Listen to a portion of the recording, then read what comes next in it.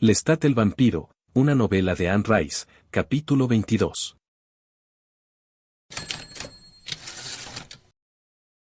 Tan pronto como Gabriel despertó, la conduje lejos de Nicolás y le expliqué todo lo que había tenido lugar la noche anterior. Le conté todo cuanto Armand había sugerido y dicho. Con cierta incomodidad, mencioné el silencio que existía entre ella y yo, y le aseguré saber ahora que tal situación no iba a cambiar. Debemos dejar París lo antes posible, dije por fin. Esa criatura es demasiado peligrosa. Y esas otras a las que he cedido el teatro, ninguna de ellas sabe nada, salvo lo que él les ha enseñado.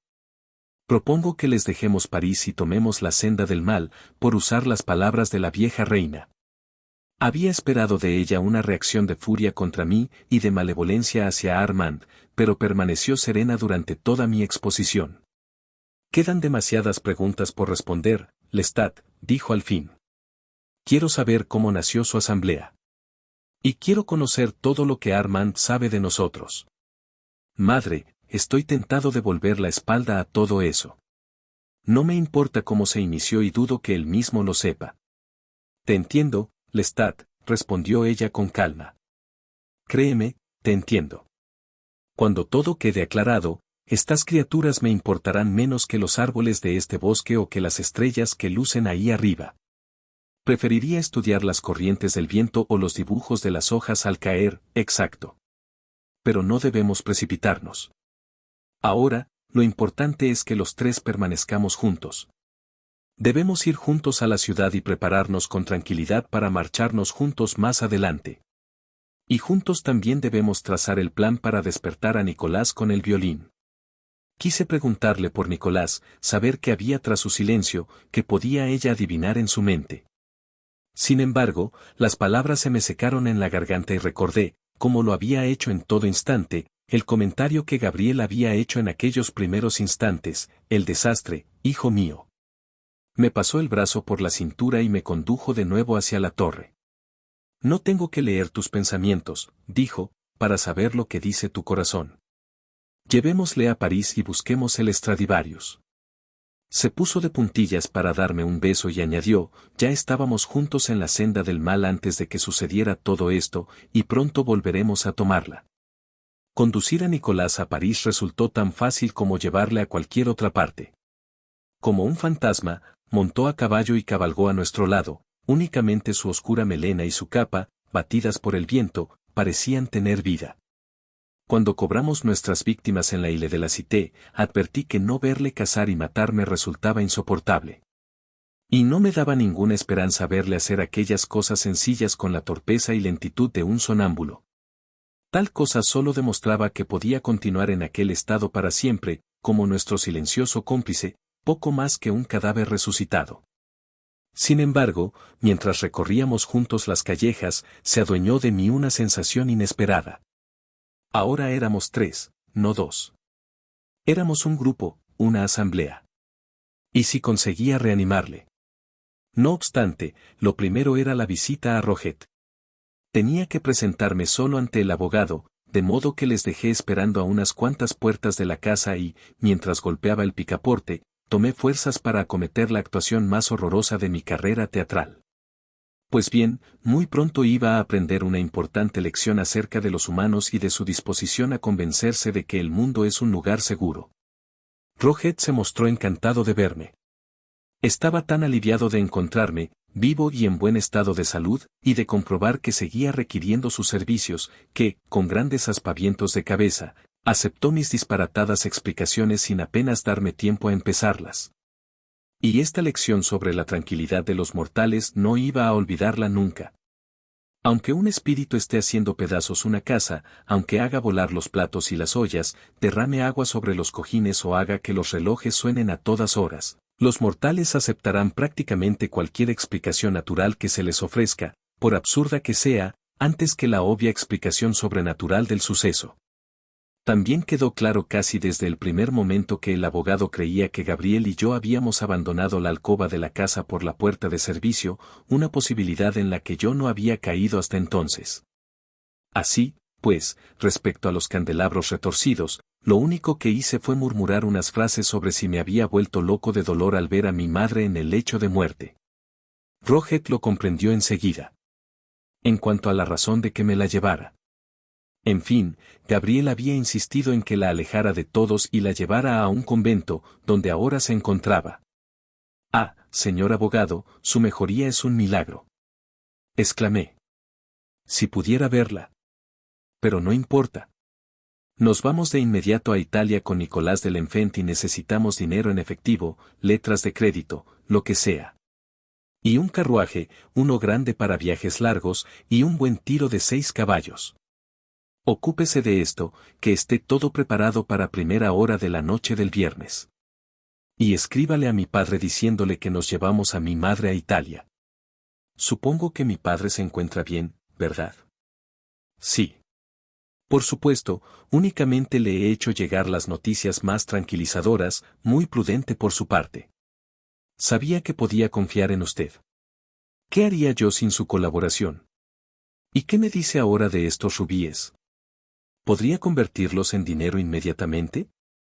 También tengo unas monedas españolas para vender. Bastante antiguas, creo. Tomó nota de todo como un poseso, mientras todas sus dudas y sospechas se fundían bajo el calor de mis sonrisas.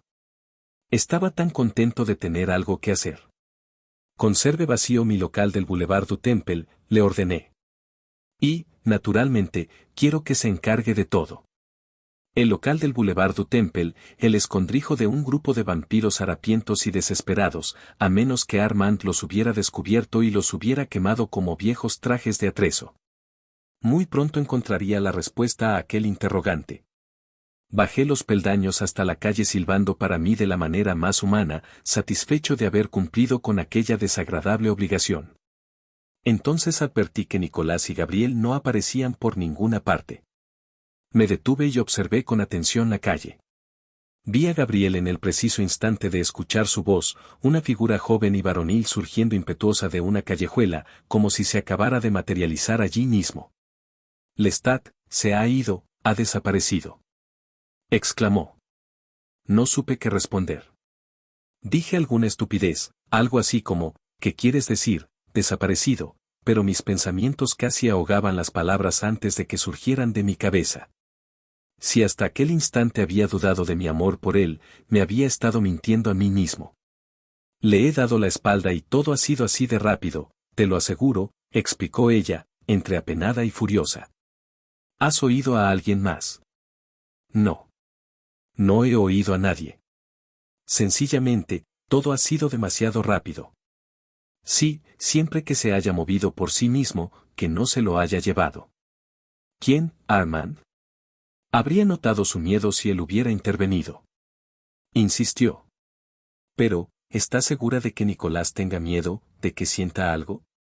Yo estaba absolutamente aterrado y exasperado. Nicolás se había desvanecido en una oscuridad que se extendía alrededor de nosotros como una rueda gigante en torno a su eje. Creo que apreté los puños y debía hacer algún vago gesto de pánico. Escúchame, dijo. Solo hay 2 cosas que dan vueltas y vueltas en su mente, dímelas. Una es la hoguera de la cripta bajo Les Innocents donde estuvo a punto de ser quemado. La otra es un pequeño teatro, unas luces, un proscenio, un escenario, el teatro de Renaud, murmuré. Juntos, ella y yo éramos arcángeles. No tardamos un cuarto de hora en llegar al ruidoso boulevard y, entre la animada multitud, pasamos ante la abandonada fachada del local de Renaud para dirigirnos a la puerta de artistas. Los tablones estaban astillados, y las cerraduras, rotas. Sin embargo, no capté sonido alguno de Eleni y de las demás criaturas mientras avanzábamos con sigilo por el pasillo que rodeaba los bastidores. Allí no había nadie. Quizás Armand había devuelto al redil a sus hijos, después de todo, y la culpa era mía por no haberles acogido a mi lado. No había nada, salvo la jungla de utillería, los grandes decorados pintados con el día y la noche y la montaña y el valle, y los camerinos abiertos, aquellos abigarrados cuartuchos donde, aquí y allá, un espejo reflejaba la luz que se filtraba por la puerta abierta que habíamos dejado atrás. Entonces, la mano de Gabriel se cerró en mi manga. Con un gesto, señaló el escenario y, por la expresión de su rostro, supe que no eran nosotros. Quien estaba allí era Nicolás. Me acerqué al lateral del escenario. El telón de terciopelo estaba corrido a ambos lados, y distinguí claramente su figura en el foso de la orquesta. Estaba sentado en su lugar habitual, con las manos cruzadas sobre los muslos. Tenía el rostro vuelto hacia mí, pero no advertía mi presencia. Seguía con la mirada perdida, como siempre. Y evoqué las extrañas palabras de Gabriel la noche después de que la creara, respecto a que no podía sobreponerse a la sensación de haber muerto y de no poder influir en nada en el mundo mortal. Su aspecto era translúcido, carente de vida. Era el aspecto mudo e inexpresivo con que uno casi tropieza en las sombras de la casa encantada, casi fundido con el mobiliario polvoriento. Era, tal vez, el espanto más horrible de todos cuantos existen. Miré si tenía el violín en el suelo apoyado en la silla y, al ver que no era así, me dije que aún tenía una oportunidad. «Quédate aquí y vigila», indiqué a Gabriel. Sin embargo, el corazón se me desbocó cuando alcé la mirada al teatro a oscuras, cuando me dejé embriagar por los viejos olores. «Oh, Nicolás», pensé. «¿Por qué has tenido que traernos aquí, a este lugar hechizado? Aunque, ¿quién soy yo para preguntarlo? También yo volví, ¿no es cierto?» Encendí la única vela que encontré en el camerino de la primera actriz. Por todas partes había botes de pintura de teatro abiertos, y en las perchas colgaban aún numerosos trajes desechados. Todos los camerinos por los que pasé estaban llenos de vestuario abandonado, peines y cepillos olvidados, flores marchitas todavía en los jarrones y polvos de maquillaje derramados por el suelo. Volví a pensar en Eleni y los demás, y advertí que se apreciaba allí un levísimo aroma a lesinescence. Distinguí unas huellas de pisadas de pies desnudos muy claras en el polvo. Sí, las criaturas habían entrado. Y habían encendido velas, sin duda, pues el olor a cera parecía muy reciente. Fuera como fuese, no había entrado en mi antiguo camerino, la estancia que Nicolás y yo compartíamos antes de cada actuación. Todavía estaba cerrada y, cuando la abrí por la fuerza, me llevé una desagradable sorpresa. Todo seguía exactamente como lo había dejado. Estaba limpia y ordenada, incluso el espejo estaba libre de polvo, y encontré todas mis pertenencias tal como las dejara la última noche que había pasado allí. Vi mi vieja capa colgada de la percha, las viejas ropas que había traído del campo y un par de botas arrugadas. Encontré también mis tarros de maquillaje para la escena en perfecto orden, y la peluca, que solo había lucido en el teatro, en su cabeza de madera.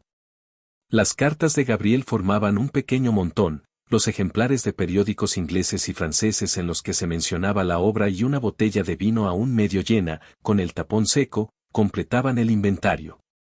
Y allí, en la oscuridad bajo el tocador de mármol, cubierta en parte por un gabán negro hecho un fardo, había una brillante caja de violín. No era la del instrumento que habíamos traído del pueblo. No. En su interior debía estar el preciado regalo que le había comprado después, con la moneda del reino, el violín Stradivarius. Me agaché y abrí la tapa.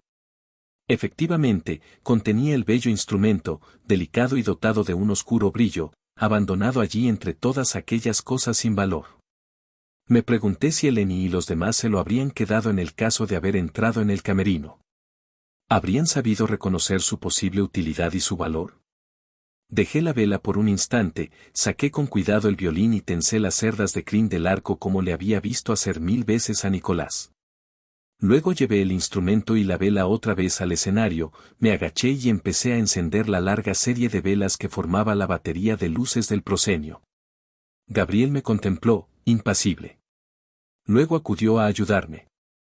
Fue encendiendo una vela tras otra y prendió a continuación los candelabros de las paredes.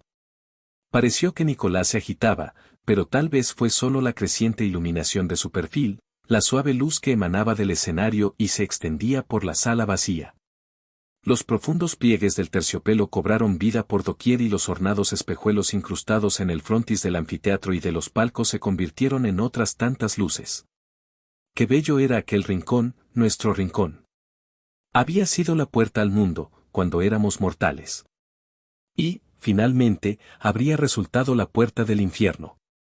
Cuando terminé de encender las velas, me detuve un momento sobre el escenario y admiré los pasamanos dorados, la nueva araña de luces que colgaba del techo y, arriba de todo, las máscaras de la comedia y de la tragedia como dos caras surgiendo del mismo cuello.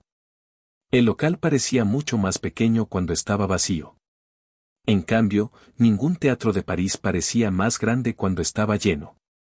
Llegaba del exterior el ronco rumor del tráfico en el bulevar, finas voces humanas alzándose de vez en cuando como chispas sobre el murmullo de fondo. Debía estar pasando un carruaje pesado, porque todo cuanto contenía el teatro vibró ligeramente, la llama de las velas en los reflectores, el enorme telón recogido a izquierda y derecha, el decorado con un jardín bellamente dibujado y unas nubes en el cielo. Pasé delante de Nicolás, que no me había dirigido la mirada un solo instante, y descendí la escalerilla situada tras él hasta el foso de la orquesta. Me acerqué a su silla con el violín. Gabriel se quedó de nuevo tras las bambalinas con una expresión fría pero paciente en su rostro menudo. Se apoyó contra una columna próxima, con el gesto fácil de un extraño joven de largos cabellos. Por detrás de él, bajé el violín sobre el hombro de Nicolás y lo deposité en su regazo. Noté que se movía, como si exhalara un suspiro, y apretaba la nuca contra mí.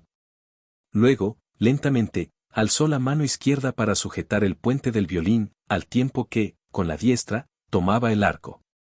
Me arrodillé y apoyé las manos en sus hombros. Le besé la mejilla. No capté ningún olor humano, ningún calor de mortal. Era una escultura de mi Nicolás. Toca, susurré. Toca ahora, para nosotros solos. Se volvió lentamente hasta quedar frente a mí y, por primera vez desde el instante del rito oscuro, me miró a los ojos y emitió un leve sonido, tan forzado que me pareció como si hubiera perdido la capacidad de hablar. Como si se le hubieran atrofiado los órganos de fonación. Finalmente, se pasó la lengua por los labios y, en una voz tan baja que apenas logré oírle, dijo, «Es el instrumento del diablo». «Sí», respondí. «Si es lo que tienes que creer», añadí para mí, «que así sea». «Pero toca». Sus dedos se posaron sobre las cuerdas. Tanteó la madera de la caja hueca con la yema de los dedos, y, por fin, tembloroso, pulsó las cuerdas para afinarlas y ajustó con gran parsimonia las clavijas, como si, sumamente concentrado, realizara por primera vez aquella maniobra. En el bulevar, unos niños se reían. Unas ruedas de madera traqueteaban con estruendo en los adoquines. Las notas entrecortadas eran irritantes, discordantes y agudizaban la tensión.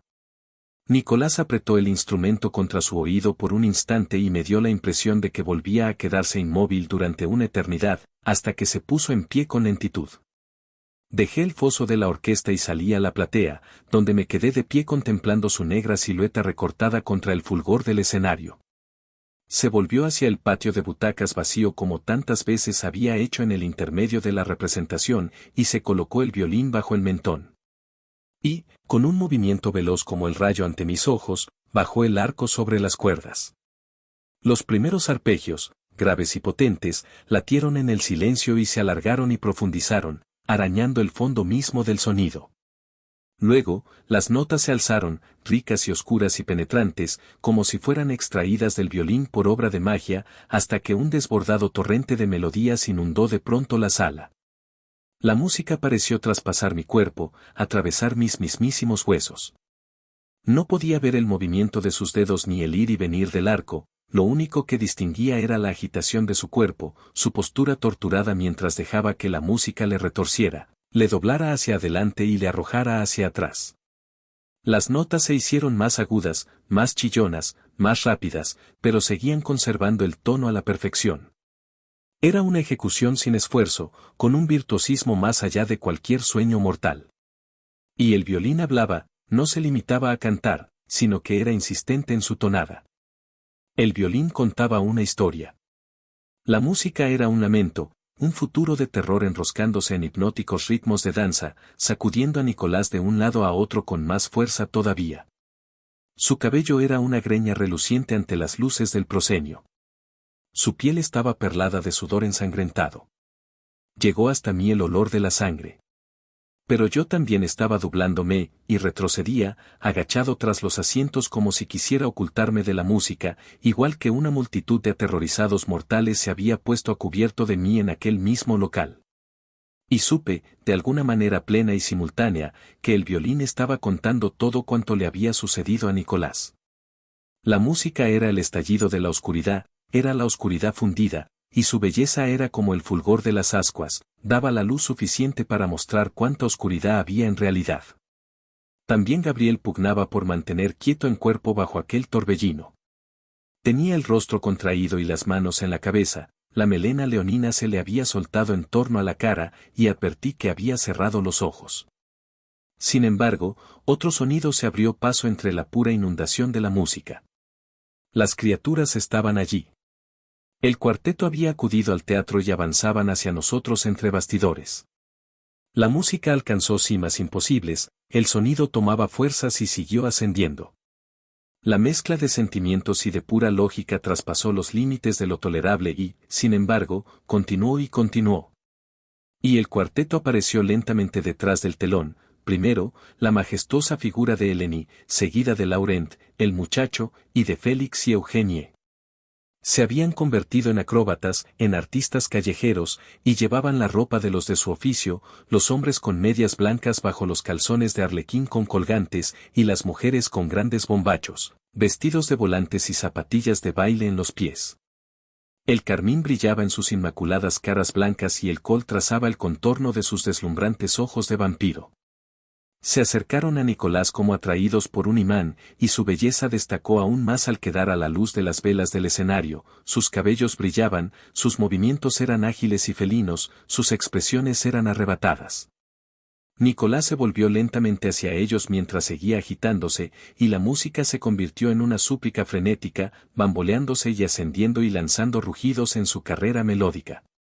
Eleni contempló a Nicolás con los ojos muy abiertos, entre horrorizada y encantada. Después, levantó los brazos por encima de la cabeza con un gesto lento y teatral y puso el cuerpo en tensión, su cuello resultaba aún más largo y grácil. La otra mujer pivotó sobre un pie, y levantó la rodilla, los dedos del pie apuntaban hacia abajo en el primer paso de una danza. No obstante, fue el hombre alto quien cogió de pronto el ritmo de la música de Nicolás, sacudiendo la cabeza a un lado y moviendo brazos y piernas como si fuera una gran marioneta tirada de 4 cuerdas colgadas de las vigas del techo. Los demás lo vieron. Ya conocían las marionetas del bulevar y, de pronto, todos adoptaron aquella gesticulación mecánica, con bruscos movimientos como espasmos y con el rostro como máscaras de madera absolutamente en blanco. Me atravesó una gran oleada fría de placer, como si de pronto pudiera aspirar el calor radiante de la música, y gemí de gozo viéndole sacudirse y agitarse, lanzar las piernas a lo alto, con los dedos hacia el techo, y dar vueltas con sus cuerdas invisibles. Pero la situación empezó a cambiar.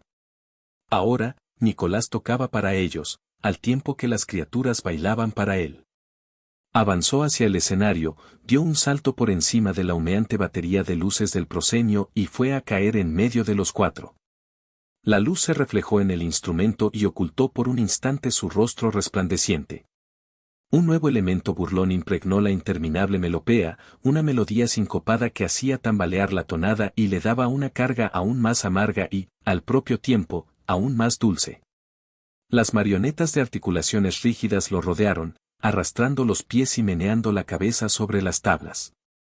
Con los dedos abiertos y bamboleando la cabeza a un lado y a otro, se retorcieron y agitaron, hasta que, uno por uno, fueron perdiendo la rigidez a la vez que la melodía de Nicolás se fundía en una desgarradora tristeza. La danza se hizo de inmediato viscosa, acongojada y lenta. Era como si una mente los controlara, como si danzaran al son de los pensamientos de Nicolás, además de al de su música. Y Nicolás se puso a bailar con ellos sin dejar de tocar, acelerando el ritmo hasta convertirse en el violinista rural de la hoguera de carnaval, y las criaturas saltaron por parejas como amantes de aldea, las mujeres haciendo volar las faldas y los hombres doblando las piernas, al tiempo que alzaban a las mujeres, creando en todo momento posturas del más tierno amor. Paralizado, contemplé la escena, los bailarines sobrenaturales, el violinista monstruoso, brazos y piernas moviéndose con inhumana lentitud, con gracia hechizadora. La música era como un fuego que nos consumía a todos. Y de nuevo lanzó un grito de dolor, de horror, de pura rebelión del alma contra todas las cosas. Y, una vez más, las criaturas le dieron expresión visual con rostros retorcidos de tormento, como la máscara de la tragedia grabada en el techo. Me di cuenta de que, si no volvía la espalda a aquello, terminaría llorando. No quería oír ni ver nada más. Nicolás se estaba moviendo adelante y atrás como si el violín fuera una bestia a la que ya no dominara. Y descargaba sobre las cuerdas golpes breves y ásperos con el arco. Los bailarines pasaron delante de él, por detrás, le abrazaron y se cogieron a él mientras Nicolás levantaba las manos y sostenía el violín por encima de la cabeza. Una carcajada estridente surgió de la boca del músico. Se reía a mandíbula batiente, agitando brazos y piernas sin control. Al cabo de unos instantes, bajó la cabeza y clavó los ojos en mí. Por último, con su tono de voz más estentório, exclamó: «Yo os he dado el teatro de los vampiros». El teatro de los vampiros. El mayor espectáculo del bulevar. Desconcertados, los demás le miraron. Sin embargo, una vez más, todos al unísono batieron palmas y lanzaron vítores. Dieron saltos en el aire y, con gritos de alegría, pasaron sus brazos en torno al cuello de Nicolás y le besaron. Después, danzando en torno a él en un círculo, le hicieron dar vueltas impulsándole con los brazos. Se alzaron las risas en todas las gargantas cuando él los estrechó a todos en sus brazos y respondió a sus besos mientras las criaturas lamían, con sus largas lenguas rosadas, el sudor ensangrentado de su rostro. El teatro de los vampiros. Las criaturas se separaron de Nicolás y vocearon el nombre al público inexistente, al mundo entero. Hicieron una reverencia a las luces del proscenio y, retozando y lanzando alaridos, saltaron a las vigas y se dejaron caer desde ellas con un eco atronador de las tablas. Desapareció la música, reemplazada por la cacofonía de gritos y golpes y risas, insistente como el tañido de las campanas. No recuerdo que les diera la espalda ni que subiera los peldaños del escenario y cruzara este dejándoles atrás, pero debía hacerlo, ya que, de pronto, me encontré sentado en la mesilla baja y estrecha de mi reducido camerino, con la espalda apoyada en el rincón, las rodillas encogidas y la cabeza contra el frío cristal del espejo. Gabriel estaba allí. Mi respiración era jadeante y su sonido me desgarró. Vi cosas, la peluca que había lucido en escena, el escudo de cartón piedra, que me hicieron evocar emociones extraordinarias. Pero sentía que me ahogaba. Y era incapaz de pensar. Entonces apareció Nicolás a la puerta y apartó a Gabriel a un lado con una fuerza que nos sorprendió a ella y a mí. «¿Y bien, no te gusta, mi señor empresario?», me preguntó, a la vez que me apuntaba con el dedo y avanzaba hacia mí. Su voz era un torrente sin pausas que parecía una sola e inmensa palabra. ¿No admiras su esplendor, su perfección? ¿No dotarás al teatro de los vampiros de esas monedas del reino que posees en tal abundancia? ¿Cómo era eso, la nueva maldad, el centro en el capullo de la rosa, la muerte en el centro mismo de las cosas? De la mudez había pasado al parloteo obsesivo e, incluso cuando cesó de hablar, los inaudibles sonidos frenéticos y carentes de sentido continuaron brotando de sus labios como el agua de una fuente. Tenía el rostro contraído, duro y brillante de las gotitas de sangre que bañaban su piel y manchaban el lino blanco de su cuello. Y detrás de él se produjo la risa casi inocente de los demás, salvo de Eleni, que se quedó mirando por encima del hombro de Nicolás, esforzándose en tratar de entender qué estaba sucediendo realmente entre nosotros. Nicolás se acercó aún más, sonriendo con una media risa, y me dio unos golpecitos en el pecho con el dedo muy rígido. «Bien, habla. ¿No ves qué espléndida burla, qué genialidad?». Se golpeó a sí mismo en el pecho con el puño y continuó: «Vendrán a nuestras representaciones, llenarán de oro nuestras arcas y no adivinarán nunca que acogen, que florece justo en el rabillo del ojo parisiense. Nos alimentamos de ellos en las callejas y ellos vienen a aplaudirnos ante el escenario». Oí la risa del muchacho a su espalda, el tintineo de la pandereta, el leve murmullo de la otra mujer cantando. Una larga risa del hombre como una cinta desenrollándose, trazando sus movimientos en rápidos círculos entre ruidosos juncos. Nicolás se acercó tanto, que la luz desapareció detrás de él. Dejé de ver a Eleni. Una maldad espléndida, exclamó. Su voz estaba llena de amenazas, y sus blancas manos parecían las arpas de una criatura marina dispuesta a saltar en cualquier momento para despedazarme. Servir al dios del bosque oscuro como no ha sido servido nunca, y justo aquí, en el centro mismo de la civilización. Para esto has salvado tu teatro. Y de tu gentil patronazgo ha nacido esta sublime ofrenda. No hay para tanto, respondí. Solo es una idea hermosa e inteligente, y nada más. Mi réplica no había sido en voz muy alta, pero le hizo callar, como hizo callar a los demás. Y la sorpresa que me embargaba dio paso lentamente a otra emoción, no menos dolorosa, sino solo más fácil de contener. De nuevo, no hubo otro sonido que el procedente del bulevar. Una rabia sorda brotaba de Nicolás. Las pupilas le bailaban al mirarme. Eres un mentiroso, un falso despreciable, masculló. Tu plan no posee el menor esplendor, repliqué. No tiene nada de sublime. Solo se trata de engañar a esos indefensos mortales, de burlarse de ellos, para luego salir del teatro por la noche y, con la misma sencillez, quitarles la vida, muerte tras muerte, con toda su inevitable crueldad y vileza, para seguir viviendo. Cualquier hombre puede matar a otro. Sigue tocando el violín eternamente, baila como gustes. Compénsales el dinero que paguen, si eso te mantiene ocupado y te ayuda a pasar la eternidad. Es, simplemente, una idea hermosa e inteligente. Una arboleda en el jardín salvaje. Nada más. Vil mentiroso. Repitió entre dientes. Eres un bendito necio, eso es lo que eres. Tú poseías el secreto oscuro que se alzaba por encima de todas las cosas, que hacía comprensible todo lo inexplicable, ¿y qué hiciste con él durante los meses que pasaste a solas, yendo y viniendo de la torre de Magnus? Tratar de vivir como un buen hombre. Como un buen mortal.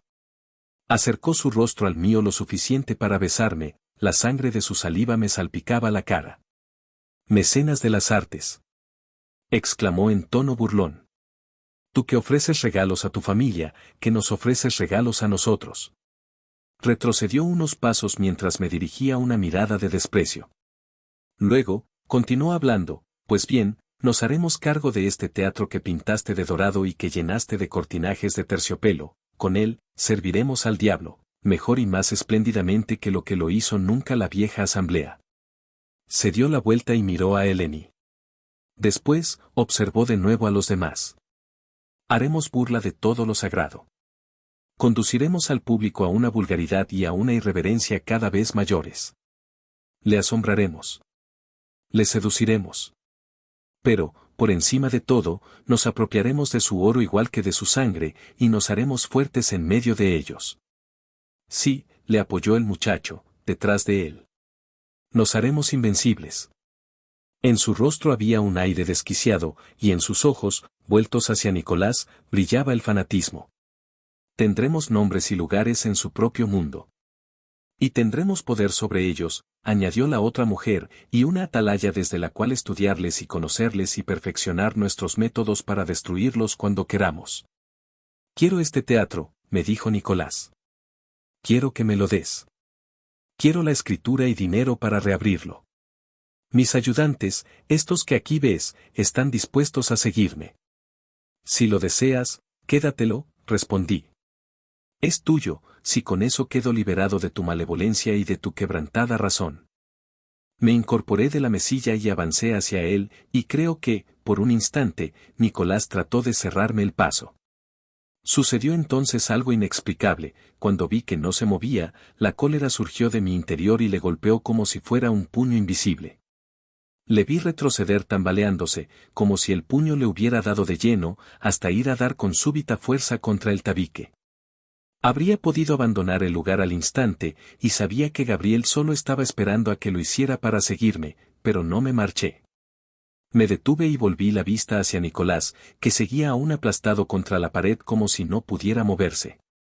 Me estaba mirando, y su expresión de odio seguía siendo tan pura, tan poco moderada por el recuerdo de nuestro viejo amor, como lo había sido desde que el violín le hiciera revivir. No obstante, Yo deseaba comprender, conocer realmente qué había sucedido. De nuevo, me acerqué a él en silencio y, esta vez, fui yo quien ofreció un aspecto amenazador, con mis manos como zarpas. Pude captar el miedo en Nicolás. Todos, salvo Eleni, estaban llenos de temor. Cuando estuve muy cerca de Nicolás, me detuve y le miré directamente a los ojos, fue como si él comprendiera perfectamente lo que le estaba preguntando. «No lo has entendido nunca, amor mío», murmuró con voz cáustica. Volvía a sudar gotitas sanguinolentas y le brillaban mucho los ojos, como si los tuviera acuosos. Si allá en el pueblo tocaba el violín, era para herir a los demás, para irritarles, para procurarme una isla donde los demás no pudieran mandar. Quería que fueran testigos de mi ruina, incapaces de hacer nada por evitarla. No respondí. Deseaba que siguiera hablando. Y cuando decidimos venir a París, creí que íbamos a pasar hambre, que caeríamos cada vez más bajo. Esto era lo que yo buscaba, mientras que ellos deseaban que yo, el hijo más dotado, contribuyera a enaltecerlos. Y yo que pensaba que nos hundiríamos. Se suponía que debíamos caer cada vez más bajo. «Oh, Nicolás», exclamé en un susurro. «Pero tú no te hundiste, Lestat», continuó, enarcando las cejas. «El hambre, el frío, nada consiguió detenerte. Eras un triunfo». La rabia le espesó la voz una vez más. «No terminaste alcoholizado en el arroyo, sino que lo volviste todo al revés. Y en cada aspecto de nuestra presunta condenación, tú encontraste una nueva alegría. La pasión y el entusiasmo que irradiabas no tenían fin. Y la luz, siempre esa luz. Y, en la misma medida exacta en que surgía de ti esa luz, aumentaba en mí la oscuridad. Cada muestra de alegría me desgarraba y creaba su calco exacto de tinieblas y desesperación. Y entonces vino la magia, cuando poseíste la magia, ironía de ironías, decidiste protegerme de ella. Y no se te ocurrió otra cosa que utilizar tus poderes satánicos para fingir un comportamiento de caballero mortal. Di media vuelta y vi a las criaturas dispersándose en las sombras y, más allá, la figura de Gabriel. Vi la luz de su mano cuando la alzó para llamarme a su lado con un gesto. Nicolás extendió los brazos y me tocó los hombros. Pude notar el odio que me transmitía con el contacto. Ser tocado por aquel odio me resultó repugnante. Como un descuidado rayo de sol, desperdigaste a los vampiros de la vieja asamblea. Añadió en un susurro. ¿Con qué propósito? ¿Qué significa este monstruo asesino lleno de luz? Me di la vuelta, le solté un bofetón y le mandé rodando al otro extremo del camerino. Su mano derecha rompió el espejo mientras la cabeza golpeaba el tabique del fondo. Por un instante, quedó entre el amasijo de viejas ropas como un juguete roto. Después, sus ojos recuperaron el brillo de la determinación y sus facciones se relajaron en una leve sonrisa. Se enderezó y, lentamente, como haría un indignado mortal, se arregló la ropa y se atusó el cabello desgreñado. Sus gestos fueron parecidos a los míos bajo Les Innocents, cuando mis captores me arrojaron al suelo. Luego, Nicolás avanzó hacia mí con similar dignidad, y su sonrisa era la más espantosa que había visto nunca. «Te desprecio», declaró. «Pero he terminado contigo. Tengo el poder que tú mismo me has dado y sé utilizarlo, al contrario que tú. Por fin estoy en un reino donde yo escojo el triunfo. Ahora, en las tinieblas, somos iguales. Y me vas a dar el teatro, porque me lo debes y porque te gusta dar cosas, ¿verdad? Te gusta dar monedas de oro a los niños hambrientos. Y cuando lo tenga, nunca más volveré a dirigir una mirada a tu luz». Pasó a mi lado, y luego abrió los brazos hacia las otras criaturas. «Venid, hermosos míos, tenemos obras que escribir y negocios que atender. Tenéis que aprender muchas cosas de mí. Yo sé cómo son de verdad los mortales. Tenemos que ponernos a trabajar en el perfeccionamiento de nuestro oscuro y espléndido arte. Formaremos una asamblea que rivalice con todas las demás. Haremos lo que nadie ha hecho hasta hoy». El cuarteto me miró, asustado y titubeante, y, en aquel instante de tensión y silencio, me oí a mí mismo tomando aire profundamente. La visión se me amplió. Volví a ver las bambalinas a nuestro alrededor, las altas vigas, las cortinas de los decorados cortando la oscuridad y, más allá, el pequeño resplandor al pie del escenario cubierto de polvo. Vi el local envuelto en sombras, y comprendí, en un único e ilimitado segundo, todo lo que había sucedido allí. Y vi como una pesadilla daba a luz otra pesadilla, y vi como una historia llegaba a su final. El teatro de los vampiros, susurré. Hemos obrado el rito oscuro sobre este lugar. Ninguna de las criaturas se atrevió a responder. Nicolás apenas mostró una sonrisa.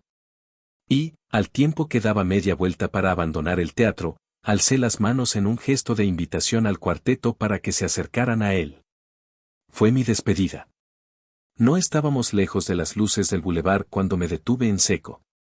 1000 horrores acudieron a mí sin palabras, que Armand se presentaba para destruirle, que sus nuevos hermanos y hermanas se cansaban de su frenesí y lo abandonaban, que la mañana lo sorprendía dando tumbos por las calles, incapaz de encontrar un lugar donde ocultarse del sol. Levanté los ojos al cielo. No era capaz de hablar o de respirar siquiera. Gabriel me pasó los brazos alrededor de la cintura y me apreté contra ella, hundiendo el rostro en sus cabellos. Su piel, su cara, sus labios, eran como frío terciopelo, y su amor me envolvió con una monstruosa pureza que no tenía nada que ver con los corazones humanos, con la carne humana. La levanté del suelo sin dejar de abrazarla y, en la oscuridad, fuimos dos amantes tallados en la misma piedra, que no guardaban recuerdo de una vida anterior separados. Nicolás ha tomado una decisión, hijo mío, comentó. Lo hecho está, y ahora estás libre de responsabilidades para con él. ¿Cómo puedes decir eso, madre? Repliqué en un susurro. Él no sabía. Aún no sabe qué, déjale, Lestat, insistió ella. Ya se ocuparán de él. Pero ahora tengo que encontrar a ese diablo de Armand, ¿no es eso? Añadí, abatido. Tengo que lograr que les deje en paz. La noche siguiente, cuando volví a París, supe que Nicolás ya había visitado a Roget. Se había presentado una hora antes golpeando la puerta como un poseso, y, gritando desde las sombras, había exigido el título de propiedad del teatro y una cantidad de dinero que, según él, le había prometido. Había amenazado a Roget y a su familia y también le había dicho al abogado que escribiera a Renaud y su compañía, instalados en Londres, diciéndoles que volvieran, que había un nuevo teatro aguardándoles y que les esperaba enseguida. Ante la negativa de Roget, exigió la dirección de los artistas en Londres y empezó a registrar el escritorio de Roget. Al enterarme de esto, monté en silenciosa cólera. Así que aquel demonio inexperto, aquel monstruo temerario y furioso, quería convertirles a todos en vampiros, ¿no era eso? No toleraría que hiciera tal cosa. Dije a Roget que enviara un correo a Londres con la advertencia de que Nicolás de L'Enfant había perdido la razón. La compañía no debía regresar. Después volví al Boulevard du Temple y le encontré ensayando, más excitado y loco de lo que le había visto nunca. Volvía a lucir las ropas elegantes y las viejas alhajas de la época en que aún era el hijo predilecto de su padre, pero llevaba el lazo torcido, las medias arrugadas y el cabello más desgreñado y desaseado que un prisionero de la Bastilla que llevara 20 años sin mirarse a un espejo. Delante de Eleni y los demás, le advertí que no conseguiría nada de mí a menos que me prometiera que la nueva asamblea de vampiros, el nuevo aquelarre, no mataría o seduciría jamás a ningún actor o actriz parisinos, que Renaud y su compañía no serían llevados nunca al teatro de los vampiros, ni entonces ni en los años futuros, y que Roget, quien se encargaría de las finanzas del teatro, no debía recibir nunca el menor daño. Nicolás se rió de mí, ridiculizándome como hiciera la noche anterior, pero Eleni le hizo callar. La mujer estaba horrorizada al enterarse de sus impulsivos proyectos. Fue ella quien primero formuló la promesa y quien la arrancó a los demás. También fue ella quien intimidó a Nicolás y le dejó confuso con su atropellado lenguaje antiguo y quien le obligó a aceptar. Y fue a Eleni a quien concedí finalmente el control del teatro de los vampiros, junto con los ingresos, revisados por Roget, que le permitieran hacer lo que quisiera con el local. Esa noche, antes de dejar su compañía, pedí a la mujer que me contara lo que supiera de Armand. Gabriel estaba con nosotros. Nos hallábamos de nuevo en el callejón, cerca de la puerta de artistas. Armand observa, respondió Eleni. A veces deja que le vean. Su rostro me resultó muy confuso, pesaroso. A continuación, la mujer añadió con voz temerosa, pero solo Dios sabe qué hará cuando descubra lo que está sucediendo aquí de verdad.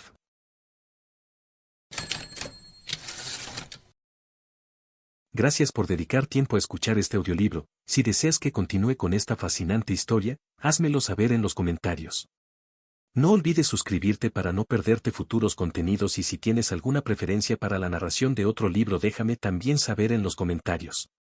Tu apoyo significa mucho y si te gusta mi trabajo puedes apoyarme con un donativo a través del link que está en la descripción. Hasta la próxima.